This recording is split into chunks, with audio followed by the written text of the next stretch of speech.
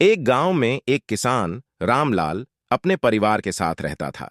रामलाल मेहनती और ईमानदार था, लेकिन उसकी फसलें हमेशा असफल होती थीं। उसकी पत्नी सीता और बच्चे राधा और मोहन हमेशा उसकी मदद करने के लिए तैयार रहते थे। एक दिन गांव के पंडित ने बताया कि पास के जंगल में एक जादुई पौधा है, जिसे यदि सही समय पर पानी दिया जाए तो वह सोने के फूल देगा। रामलाल ने सोचा कि यह उसकी समस्याओं का समाधान हो सकता है। उसने अपने परिवार को बताया और सभी ने मिलकर जादुई पौधे की तलाश शुरू कर दी। जंगल घना और डरावना था। चलते चलते उन्हें एक पुरानी झोपड़ी मिली। उसमें एक बूढ़ी औरत दादी माँ रहती थी। दादी माँ ने रामलाल से कहा, जादुई पौधा ढूंढना आसान नहीं है। इसके लिए तुम्हें 3 चुनौतियों का सामना करना होगा। पहली चुनौती थी सच्चाई का रास्ता। रामलाल ने एक गहरी खाई देखी और उसके किनारे एक पतली सी रस्सी।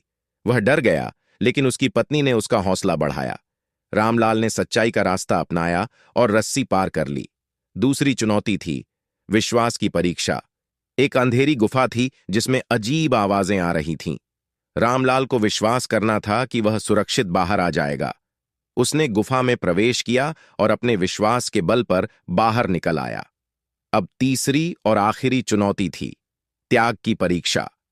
दादी माँ ने उसे एक जादुई कद्दू दिया और कहा, इसे काटोगे तो तुम्हें जादुई पौधा मिलेगा, लेकिन इसमें छुपे राक्षस का सामना भी करना पड़ेगा। रामलाल ने सोचा कि उसकी मेहनत और ईमानदारी ही उसके सबसे बड़े हथियार हैं। उसने कद्दू को काटा और राक्षस प्रकट हो गया। राक्षस ने कहा, जो भी मेरे सामने आया है उसने हमेशा हार मानी है। रामलाल ने बिना डरे कहा, मैं हार नहीं मानूंगा। राक्षस ने हमला किया, लेकिन रामलाल की सच्चाई, विश्वास और त्याग के कारण वह राक्षस हार गया और गायब हो गया। झोपड़ी की जगह जादुई पौधा उग आया। रामलाल ने उसे सही समय पर पानी दिया और वह सोने के फूल देने लगा। रामलाल की मेहनत और सच्चाई के कारण उसका परिवार खुशहाल हो गया। उसने सोने के फूलों से अपने गांव की भी मदद की और सबके बीच उसकी इज्जत और भी बढ़ गई। इस कहानी से हमें यह सीखने को मिलता है कि सच्चाई, विश्वास और त्याग से हम किसी भी चुनौती का सामना कर सकते हैं और सफलता प्राप्त कर सकते हैं।